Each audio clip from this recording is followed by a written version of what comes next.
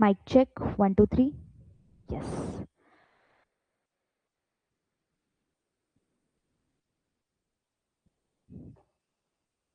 चलो, so hello everyone, welcome back. मैं हूँ सीए सेजल मित्तल एंड आप आए हो एकार्थम कॉमर्स एकेडमी के यूट्यूब चैनल पर।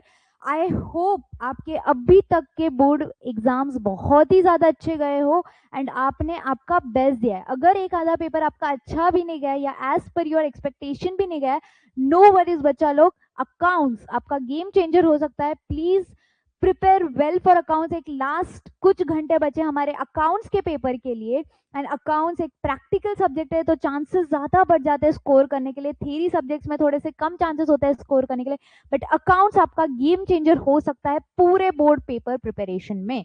Okay, so without wasting a time, आज मैं क्यों आई हूँ?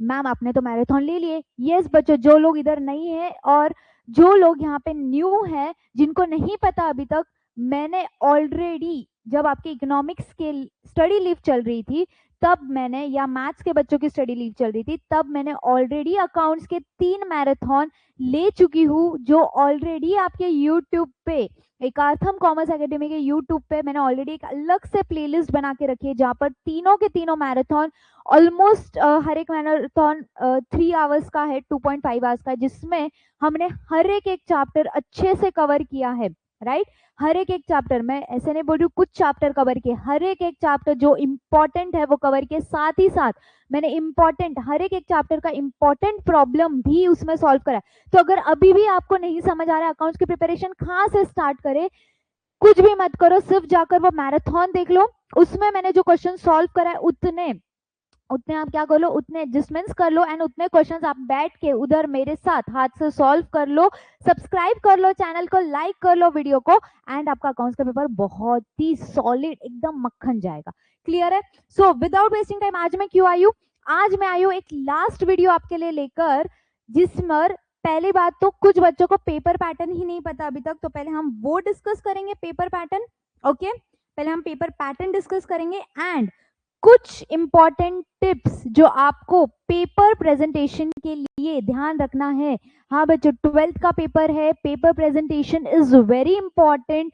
अगर आप पेपर हर चीज अच्छे से लिख कर आते हो, आंसर परफेक्ट निकाल कर आते हो, बट अगर आपका पेपर प्रेजेंटेशन अच्छा नहीं है तो चांसेस है कि आपके मार्क्स कट हो सकते हैं। सो हमें क्यों चांस देना है मार्क्स कट करने को एग्जामिनर चेकर को? करेक्ट। सो पहले हम पेपर पैटर्न डिस्कस करते हैं and then will go ahead discussing कि क्या इंपॉर्टेंट पेपर प्रेजेंटेशन टिप्स आपको फॉलो करना है। एक छोटा सा वीडियो बनेगा, एक 15 to 20 मिनट्स का मैक्सिमम, एंड देन आपके सारे क्वेरीज सॉल्व हो जाएंगे। चलो, अब पेपर पैटर्न क्या है? सबसे पहले पेपर पैटर्न हमें ये बोलता है कि अगर मैं आपको बताऊं, टोटल आपका बोर्ड पेपर होता है, या मैं बोलूं एग्जाम होती है 100 मार्क्स की। राइट, होती है 100 मार्क्स की, जिसमें से 20 मार्क्स आपको कॉलेज ही देता है इंटरनल। बच्चे जो 80 मार्क्स है वो आपको कमाने होते हैं रिटन पेपर लिख के। ओके, पेपर को राइट करके। तो आज हम ये 80 मार्क्स की बात करेंगे। ये 20 मार्क्स तो कॉलेज ने आई होप दे दी होगी, अपने असाइनमेंट्स आपने हर चीज टाइम पे कर दी होगी। ओके, ये तो हमारे हाथ में नहीं है, कॉलेज के हाथ में, बट ये 80 मार्क्स हमारे हाथ में। तो हमें ट्राई करना है इसमें से एटलीस्ट हमें 70 प्लस स्कोर करना है, जो बच्चे इज्जत से अच्छे से पढ़ रहे हैं एंड जो बच्चे अभी तक चालू नहीं किया अकाउंट्स की पढ़ाई, एटलीस्ट एटलीस्ट एटलीस्ट 20 20 40 40 50 प्लस आप आराम से स्कोर कर सकते हो इजीली। बट उसके लिए क्या करना है, समझो, ये वीडियो को एंड तक देखो। अब 80 मार्क्स के पेपर में पहले आते हैं 20 मार्क्स के आपके ऑब्जेक्टिव्स। क्या आते हैं? 20 मार्क्स के ऑब्जेक्टिव्स। विदाउट वेस्टिंग टाइम, ये 20 मार्क्स ऑब्जेक्टिव्स खाएंगे सारे चैप्टर्स। कोई चैप्टर आपने प्रैक्टिकल के लिए छोड़ा होगा बट उसके ऑब्जेक्टिव्स कभी मत छोड़ना। ये गलती बहुत से टॉपर्स करते हैं, ये गलती बहुत से बच्चे करते हैं कि फॉर एग्जाम्पल उन्होंने डिसोल्यूशन चैप्टर छोड़ा है, दैट चैप्टर छोड़ा है, एडमिशन चैप्टर छोड़ा है, उसके प्रैक्टिकल प्रॉब्लम्स आप छोड़ दो बट उसके ऑब्जेक्टिव्स मत छोड़ो।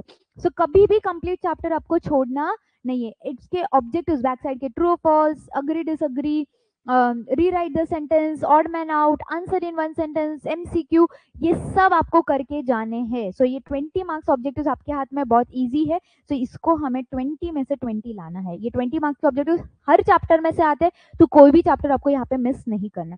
उसके बाद यहाँ पे हो गए आपके 20 मार्क्स 80 में से। उसके बाद 12 मार्क्स का आपका आता है पार्टनरशिप फाइनल अकाउंट्स।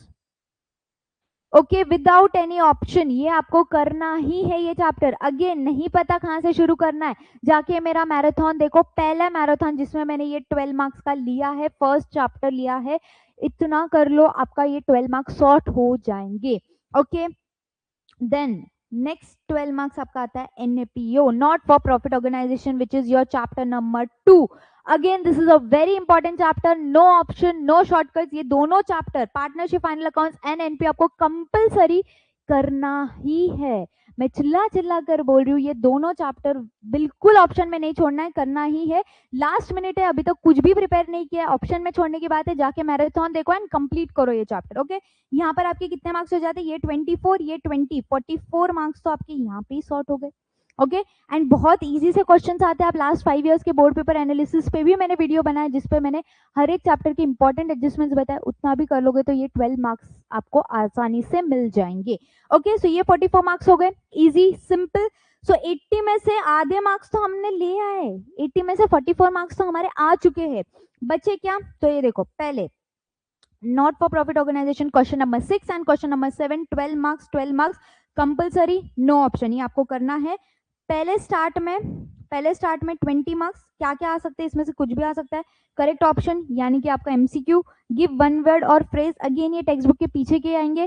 सब चैप्टर्स के ऑब्जेक्टिव्स करके जाने, कोई भी चैप्टर के ऑब्जेक्टिव मिस नहीं करने। True false, odd man out, okay, answer in one sentence, complete the sentence, agree disagree, देखो true false, agree disagree, okay, calculate the following हो सकता है।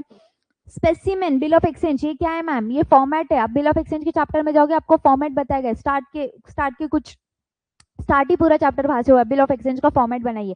कुछ क्वेश्चंस भी उस पर प्रैक्टिस के लिए, इलस्ट्रेशन के लिए, वो कर लो, वो फॉर्मेट रट लो, वैसा का वैसा फॉर्मेट आपको बना के आना है एंड 5 मार्क्स आपको मिल जाएंगे। Complete the following table. Okay, so ये 20 मार्क्स आपके हाथ के। नीचे का क्वेश्चन नंबर 6, क्वेश्चन नंबर 7 हमने कर लिया है। अब क्वेश्चन नंबर 2, ऑप्शन आता है एडमिशन और रिटायरमेंट में 10 मार्क्स का। एडमिशन और रिटायरमेंट दोनों चीज आसान है। रिटायरमेंट कर लो, अगर आपको ऐसा लग रहा है, अभी तक मैंने जहां तक 5 पेपर एनालिसिस किए 5 ईयर के, अभी तक वहां पर रिटायरमेंट का क्वेश्चन ज्यादा इजी आया है compare to your admission, so retirement of partner कर लीजिए। ओके, क्वेश्चन नंबर 3 आपको देता है dissolution and bill of exchange. तो अगर आपको जर्नल एंट्री में प्रॉब्लम है तो आप क्या करोगे, डिसोल्यूशन कंप्लीट करोगे। डिसोल्यूशन बहुत ज्यादा इजी है। ओके, और अगर आपकी जर्नल एंट्रीज वाला पार्ट स्ट्रॉन्ग है, अगेन बिल ऑफ एक्सचेंज बहुत ज्यादा इजी हो जाता है, बिकॉज सिंपल सा वो सेम फॉर्मेट है, कुछ एंट्रीज फिक्स है उसमें कि ये एंट्रीज करनी है, एंड देन 4-5 सिनेरियो है, तो ये कर सकते हो आप। Okay, then fourth, issue of shares, computer in accounting, issue of shares, again journal entry आपकी अच्छी है तो इशू ऑफ शेयर्स कर लो। बट अगर आपको प्रैक्टिकलिटी में नहीं जाना है, आपको इतने प्रॉब्लम्स नहीं सॉल्व करने, जर्नल एंट्रीज नहीं समझ आ रही, तो कंप्यूटर इन अकाउंट थ्योरी क्वेश्चंस आते हैं। ओके, ये थ्योरी क्वेश्चन आता है पेपर में, तो ये लास्ट 5 इयर्स के पेपर उठा लो, उसमें जितने भी ये वाले चैप्टर के थ्योरी क्वेश्चन आए वो रट लो, देन वो लिख लेना। बट यहाँ पे 8 मार्क्स थ्योरी क्वेश्चन अगर आप अटेम्प्ट करते हो तो 8 में से 8 मिलना थोड़ा सा डिफिकल्ट हो जाता है, मैक्सिमम आपको 6 to 7 मिलता है। ओके, बट वहीं पे अगर आप इश्यू ऑफ शेयर्स की सारी एंट्री सही करते हो तो 8 में से 8 आपको मिल जाता है। ओके, क्वेश्चन नंबर 5 आता है again option, death of partner and analysis of financial statement. बच्चों में मेरा एडवाइस यही रहेगा कि डेथ ऑफ पार्टनर करो, बहुत ज्यादा आसान चैप्टर है, एटलीस्ट इसमें आप पार्टनर्स कैपिटल बेसिक पोस्टिंग करके आपको उसके मार्क्स मिल जाएंगे। Okay, so death of partner आपका बन जाएगा। Okay, death of partner. अब देन 6th और 7th तो मैंने ऑलरेडी, यहाँ पे 8 मार्क्स मिल जाते हैं, 6th और 7th आपको मैंने ऑलरेडी बता दिया है। तो ये आपका टोटल अगर आपका पेपर आता है, अगर मैं ऑप्शन के साथ बात है, 116 मार्क्स का, इसमें से आपको सिर्फ 80 मार्क्स का अटेम्प्ट करना है, बहुत ईजी है, प्लीज आप इजीली क्रैक कर सकते हो पेपर, कोई बड़ी बात नहीं है। 80 में से 60 प्लस स्कोर करना या 70 प्लस एम करना। ओके, आई होप ये पेपर पैटर्न सबको शॉर्ट है, क्लियर है। This is the paper pattern, आप इसके हिसाब से आपकी प्लानिंग कर सकते हो कि कौन सा क्वेश्चन सॉल्व करना है। अब कुछ बच्चों के दिमाग में ये क्वेश्चन आता है, मैम डिसोल्यूशन भी इजी लग रहा है, बिल ऑफ एक्सचेंज भी इजी लग रहा है, क्या करें, एडमिशन भी इजी लग रहा है, मैंने सब करके गई हूं, मैं सब कुछ आ रहा है, देन जो क्वेश्चन में आपको ज्यादा कॉन्फिडेंस आ रहा है, पहले क्वेश्चन पढ़ो, हर चीज पढ़ो। कभी कभी क्वेश्चन सामने देखने से ऐसा लगता है ये तो सेम बुक का क्वेश्चन आया हुआ है, बट अंदर के अंदर वो ऐसी कुछ चेंजेस करते हैं जो बच्चा वहां पे अटक जाता है। तो पहले दोनों क्वेश्चन अच्छे से पढ़िए जिसमें आपको ज्यादा कॉन्फिडेंस आ रहा है। अगर दोनों क्वेश्चन में कॉन्फिडेंस आ रहा है, देन थर्ड वे जिसमें कम टाइम लगेगा, देन प्ले स्मार्ट जिसमें कम टाइम लगेगा, ज्यादा इजी है, कैलकुलेशन कम है, वर्किंग नोट जिसमें कम है। ओके, बिकॉज वर्किंग नोट भी आपको बनानी पड़ेगी एंड वो भी टाइम लेती है। तो जो क्वेश्चन, अगर दोनों क्वेश्चन आ रहे हैं, दोनों क्वेश्चन में से जिसमें से टाइम कम लग रहा है आपको, वर्किंग नोट कम है, ओके, देन वो क्वेश्चन आप सॉल्व करके आ जाइए, ताकि कम इसमें हम अच्छा सॉल्व कर सकते हैं। Right, I hope this is clear. Now moving forward to the second part of the video, जहां पर मैं आपको इंपॉर्टेंट प्रेजेंटेशन टिप्स बताऊंगी। ओके, आप देख सकते हो मेरे स्क्रीन पर ये ऐसा आपका बोर्ड का आंसर शीट दिखता है। ओके, फर्स्ट पेज मुझे डिस्कस नहीं करना है, ये तो अब तक आपको रट चुका होगा, इतने पेपर्स आप देख के आए हो कि कैसे क्या सॉल्व करना है। अब मेन अकाउंट्स का पहले, this is the way you right. तो मैं आपको यहाँ पे बताती हूँ, हर एक क्वेश्चन एक डिफरेंट पेज पे। क्वेश्चन की जब मैं बात करूँ, so question number 1, question number 2, question number 1 and question number 2, ये दोनों क्वेश्चंस, ये क्वेश्चंस डिफरेंट पेज पर होना चाहिए। ऐसा नहीं है ऊपर क्वेश्चन 1 पूरा सॉल्व किया, नीचे ही क्वेश्चन 2 सॉल्व करो। No, this is the wrong way. हाँ, बट क्वेश्चन 1 ए ऊपर सॉल्व किया, जगह है क्वेश्चन 1 बी नीचे सॉल्व करो, दैट इज ओके। उसके लिए आपको कोई मार्क्स नहीं कट करेगा या प्रेजेंटेशन पे कोई इश्यू नहीं पड़ेगा। ओके, बट अगर आपको वो भी मन नहीं है, क्वेश्चन 1 एक पेज पे, क्वेश्चन 1 बी दूसरे पेज पे, आपकी मर्जी, आपने पैसे भरे, पूरे पेपर्स की कोई कमी नहीं है, अच्छे से सॉल्व करके आओ, बट वेस्टेज भी ना करे। ठीक है, थोड़ा सा एनवायरमेंट का भी ध्यान रखता है। डन। सो पहले यहाँ पे जो एक बॉक्स होता है, यहाँ पे अभी थोड़ा सा ब्लर है, यहाँ पे एक बॉक्स होता है, वहां पे आप सिर्फ और सिर्फ, अगर आप क्वेश्चन 1 ए नहीं, अब यहाँ पे सिर्फ आपको क्वेश्चन 1 लिखना है। ओके, अगर क्वेश्चन 2 है, ए बी सब क्वेश्चन कुछ भी नहीं लिखना है, 2 है तो 2 लिखना है, 1 है तो 1 लिखना है, तो 1।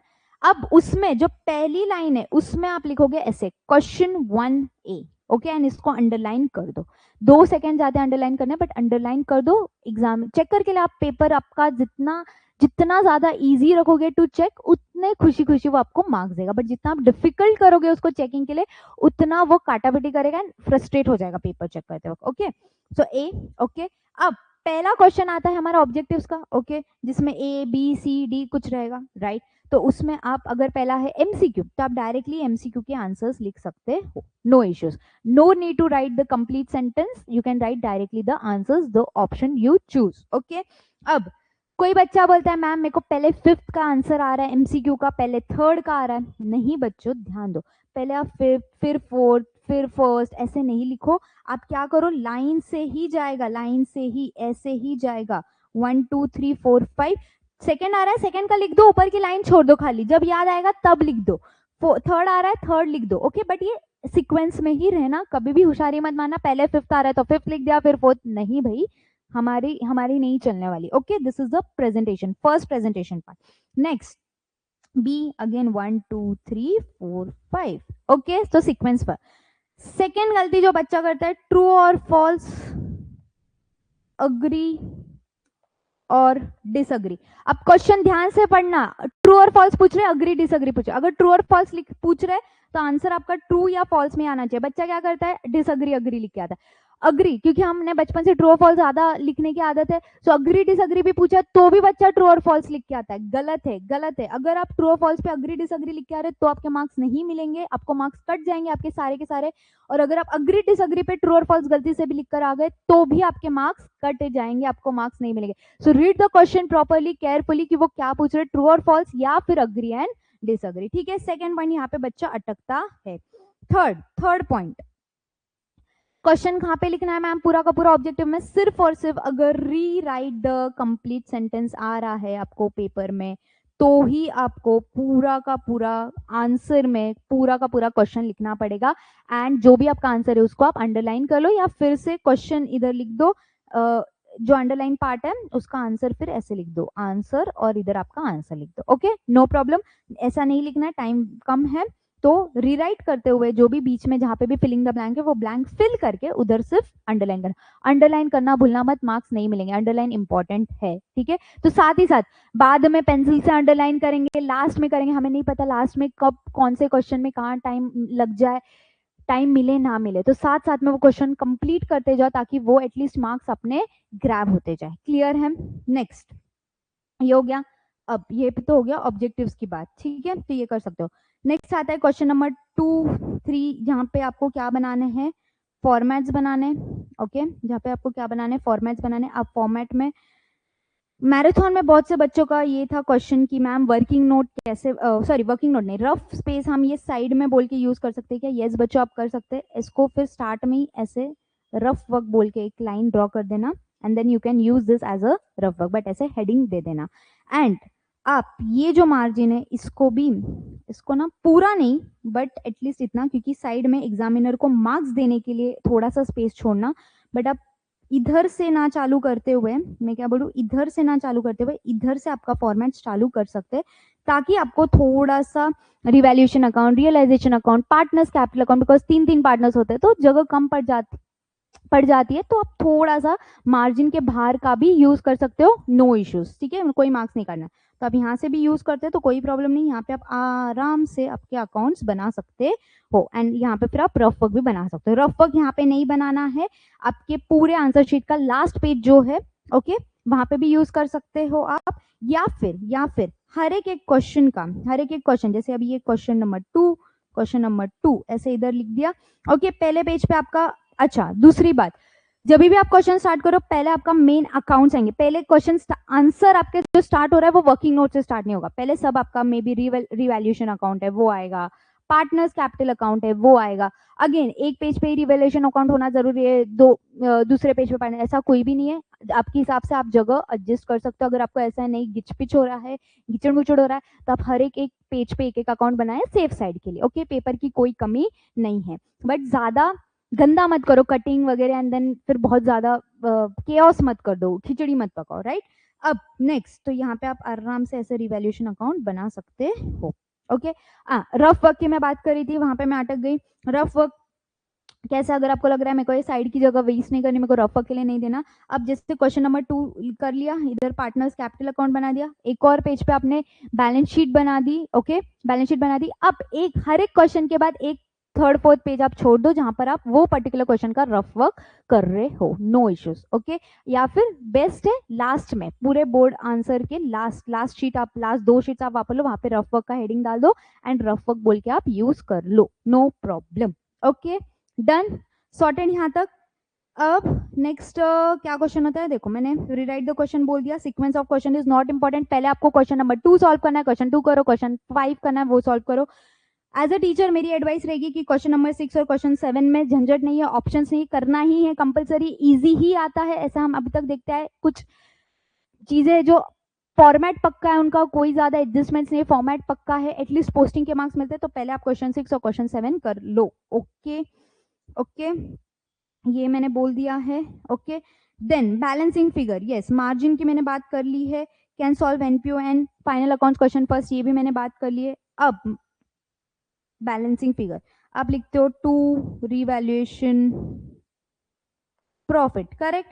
अब यहाँ पे सपोज 100 बैलेंस आ रहा है, या तो इसको सर्कल करो, ओके, ये बैलेंस हाईलाइट करो, सर्कल करोगे मार्क्स जाएंगे ऐसा कुछ भी नहीं है, या फिर इसको स्क्वायर कर लो, ओके। मैं मेरे बस स्टूडेंट्स को क्या बोलती हूँ, बेस्ट वे है इसको ऐसे स्टार मार्क कर दो, okay, this is the best way, star mark कर दो, हर अकाउंट का जो भी बैलेंसिंग फिगर रहेगा, जो भी चीज निकाल उसको स्टार मार्क कर दो, ओके। टोटलिंग जो करते हो नीचे, टोटलिंग जब करते हो नीचे डबल लाइन, डबल अंडरलाइन आना ही चाहिए। अगेन टोटल एक ही लाइन में होना चाहिए, डेबिट क्रेडिट दोनों का टोटल एक ही लाइन में होना चाहिए। इधर 100 है या 200 है तो इधर भी 200 एक लाइन में होना चाहिए, इधर ऊपर 200 है इधर नीचे लिख रहे हो, नहीं, गलत, ओके, डबल अंडरलाइन, राइट। अब second important thing, debit credit ये लिखना इंपॉर्टेंट है, बच्चा घाई घाई में भूल जाता है, लिखो लिखो लिखो, ये प्रेजेंटेशन टिप्स है, डेबिट क्रेडिट लिखना इंपॉर्टेंट है। नेक्स्ट ऊपर इन द बुक्स ऑफ, जब घर में प्रैक्टिस करते तो हम ऐसे कभी भी प्रॉपर फॉर्मेट से प्रैक्टिस नहीं करते, तो पेपर में भी हमें याद नहीं आता कि क्या लिखना है। आज जाके पेपर में जाने से पहले 1 घंटा आधा घंटा निकालो और ये सब चीजें कि कौन से क्वेश्चन में कौन से अकाउंट के ऊपर क्या लिखा है वो देखो, कहाँ पे एज ऑन है, कहाँ पे फॉर द ईयर एंडेड है, ठीक है, ये सब revaluation account for the year ended, okay, ये लिखना जरूरी है, मार्क्स नहीं तो वरना क्या होगा। देखो आपका सब कुछ सही है, आपको 8 में से 8 मिल सकता है, 10 में से 10 मिल सकता है, बट एग्जामिनर चेक कर क्या देखेगा, हेडिंग नहीं डाली है, 8 की जगह वो आपको 6-7 दे देगा, क्या फायदा। जो मेन चीज है वो तो आपने पूरी सॉल्व की है, जो मेन आंसर है वो आपका करेक्ट निकला है, किधर मार्क्स गए, ये चीजों में कुछ फायदा है क्या, नहीं फायदा है। तो ये छोटी छोटी चीज है। ओके, ये हो गया फॉर द ईयर एंडेड, ये बोल दिया मैंने। स्टार मार्क लगाना ये है, टोटल का मैंने बोल दिया करेक्ट। और कुछ चीज बोलनी है मेरे को, और कुछ डेबिट क्रेडिट बोल दिया, राइट। हाँ, बहुत से बच्चे बोलते हैं रिवैल्यूएशन अकाउंट में डबल अकाउंट, आपकी मर्जी, आपको लग रहा है 2 कॉलम का बनाना है 2 कॉलम का बना दो, 1 कॉलम का बनाना है 1 कॉलम का बना दो। ओके, वर्किंग नोट हमेशा आपके मेन आंसर के पीछे आनी चाहिए। वर्किंग नोट, अब जैसे फॉर एग्जाम्पल मैंने यहाँ पे बिल्डिंग, सपोज ये बैलेंस शीट यहाँ पे बना दी, इसको पार्टनर्स 2 मिनट के लिए हटा दो, बैलेंस शीट है फॉर एग्जाम्पल, समझो यहाँ पे मैंने बिल्डिंग लिखा। ओके, बिल्डिंग, अब बिल्डिंग को मेरे को डेप्रिसिएशन देना है। अब यहाँ पे मैं इतनी जगह नहीं कि यहाँ पे मैं डेप्रिसिएशन कैलकुलेट करूँगी, यहाँ पे मैं ज्यादा से ज्यादा क्या लिख सकती हूँ, अमाउंट लिख सकती हूँ, करेक्ट। तो यहाँ पे उसकी वर्किंग नोट आप क्या करोगे, वर्किंग नोट नंबर 1 ऐसे लिख दोगे कि भाई पीछे जा, वर्किंग नोट नंबर 1 जो है वो ये अमाउंट मैंने वहां पे निकाल के रखी है। सो ये लिंक करना आपका काम है, करेक्ट। वो वर्किंग नोट ठीक है, यहाँ पे लिंकिंग करना इंपॉर्टेंट है, बिकॉज चेयर को पता होना चाहिए भाई ये फिगर आपको कहाँ से मिली है, राइट। तो आप इधर वर्किंग नोट लिखोगे ना, अगर आप नहीं लिखोगे ना तो फॉर अ टाइम में उसको लगेगा यार इसने कॉपी किया है, या ये फिगर इसने किधर दिखाया नहीं है, कैसे आई है, तो वो आपको मार्क्स वहां पे काट सकता है। बट अगर आप यहीं पे लिख दोगे ना वर्किंग नोट नंबर 1, उसको याद रहेगा कि यार इसकी उसने वर्किंग नोट की है, मतलब मार्क्स फुल देने। ओके, सो ये वर्किंग नोट नंबर 1, नंबरिंग अच्छे से करना, ऐसा नहीं यहाँ पे वर्किंग नोट नंबर 1 लिख रहे हो और वहां पे बिल्डिंग का जो डेप्रिसिएशन का वर्किंग नोट है वो वर्किंग नोट नंबर 5 है, ठीक है, तो भी मार्क्स कटेंगे, राइट। फिगर्स इंपॉर्टेंट है। ओके, लास्ट चीज जो ध्यान रखो, बैलेंस शीट टैली होना इज नॉट इम्पॉर्टेंट। कभी कभार हाँ इंपॉर्टेंट, मतलब ऐसा नहीं है कि बैलेंस शीट टैली नहीं हुई तो बहुत कुछ खराब हो गया या क्वेश्चन ही मार्क्स ही नहीं मिलेगा, ऐसा नहीं होता है। पोस्टिंग के भी मार्क्स मिलते हैं, स्टेप वाइज मार्किंग भी मिलती है। सो ऐसा नहीं कि बैलेंस शीट टैली होना इंपॉर्टेंट है, बैलेंस शीट नहीं टैली हो रही है, डोंट लूज योर कॉन्फिडेंस। ऐसा नहीं है वो क्वेश्चन पे आप आधा घंटा 1 घंटा डाल रहे हो just because balance sheet tally नहीं हो रही है, छोड़ दो वो क्वेश्चन के लिए। टाइम, हर एक क्वेश्चन 10 मार्क का क्वेश्चन है, आपका 15 मिनट्स में कंप्लीट होना चाहिए। 8 मार्क्स का क्वेश्चन है, ओके, 10 to 12 मिनट्स में आपका कंप्लीट होना चाहिए। अगर उसके ऊपर आपको टाइम लग रहा है फॉर टाइमिंग, वो क्वेश्चन छोड़ दो, दूसरे क्वेश्चन पे जाओ, वरना पेपर आपका फिनिश नहीं होगा। जब टाइम बच जाएगा फिर से वो क्वेश्चन पे एंड देन शांति दिमाग से आप फिर से सॉल्व करो। कभी कभी होता है सेम फिगर्स हम देख रहे हैं पेपर में, सेम फिगर्स, तो गलतियां नहीं समझते, बट थोड़ा सा दूसरे क्वेश्चन पे जाओगे, बैक आओगे, याद आ जाता है आपको। ओके, सो वहां पे अटक मत जाना एक चीज पे, और कॉन्फिडेंस लूज मत करना, क्योंकि पेपर के बीच में कॉन्फिडेंस लूज हो जाता है ना, वहां पे आप हार जाते हो। ओके, तो वो चीज मत करना। एंड एक्स्ट्रा क्वेश्चन अगर आप सॉल्व करो, किसी का बहुत जल्दी पेपर सॉल्व हो गया, करेक्ट, एक्स्ट्रा क्वेश्चन सॉल्व कर रहे हो तो लास्ट में एक्स्ट्रा क्वेश्चन बोल के ऐसा हेडिंग डालना, main start of the page पे extra question and then start with your question. Okay, extra question बोल के हेडिंग डालना, ठीक है। I think so I am clear, यहाँ पे इतना ही मेरे को बोलना था, इंपॉर्टेंट चीजें। और अगर आपको कोई डाउट है कि मैम ये प्रेजेंटेशन में इशू है या कुछ भी डाउट है, कमेंट सेक्शन पे आप डाल सकते हो। Okay, you can text us on WhatsApp, ठीक है, वहां पर एकार्थम का व्हाट्सएप नंबर है, वहां पर आप टेक्स्ट कर दो अगर आपको कोई भी डाउट है। मैराथन जाके देखियो, ओके, जिन्होंने भी नहीं पढ़ा क्या, 2x पे देखो, 1.5 पे आपकी स्पीड के हिसाब से देखो। ओके, इंपॉर्टेंट क्वेश्चन लिस्ट भी मैंने शॉर्ट्स में डाली है, पीडीएफ डाली है, हर एक चैप्टर की इंपॉर्टेंट लिस्ट, कुछ 2 या 3 ही प्रॉब्लम्स है हर एक चैप्टर से, प्रैक्टिकल प्रॉब्लम्स मैंने दिए जो आपको सॉल्व करने एग्जाम के पहले, राइट, वो भी आपके लिए मैंने डाल दिया है, right. Again important adjustment, okay, ये भी वीडियोस मेरे इंस्टाग्राम, एकार्थम के इंस्टाग्राम चैनल पर है, वीडियोस अपलोडेड है, जहां पर मैंने हर एक चैप्टर के इंपॉर्टेंट वीडियोस, इवन यूट्यूब पे मैंने शॉर्ट्स डाले हैं, हर एक चैप्टर के इंपॉर्टेंट एडजस्टमेंट्स मैं बोलूँ लास्ट 5 ईयर पेपर एनालिसिस के बेसिस पे। सो that's all from my side. I hope आपका पेपर बहुत सॉलिड जाएगा, एकदम खास जाएगा, बिल्कुल टेंशन मत लो, सिर्फ पढ़ो, अपने हाथ से मेहनत करो, बाकी रिजल्ट उस पर छोड़ दो। ओके, आप मेहनत करो तो ऑटोमेटिकली रिजल्ट बहुत अच्छा आएगा। ऑल द वेरी बेस्ट बच्चों अकाउंट्स के पेपर के लिए। अगर अगर प्लीज लेट मी नो आपके रिव्यूज। ओके, अगर वो मैराथन आपने देखा है, वो आपको हेल्प किया है, ये लेक्चर आपको हेल्प किया है, ये वीडियो हेल्प किया है, आपको मेरे शॉर्ट नोट्स हेल्प किए, so please let me know, it will be very sweet of you कि आप मुझे मैसेज कर रहे हो कि मुझे ये हेल्प किया है, ऐसे हेल्प किया है. So that's all we need from your side as a motivation, जिससे हम ऐसे वीडियोस और बनाते रहे आपके लिए. Okay, so thank you so much. Signing off, C A Sejal Mittal.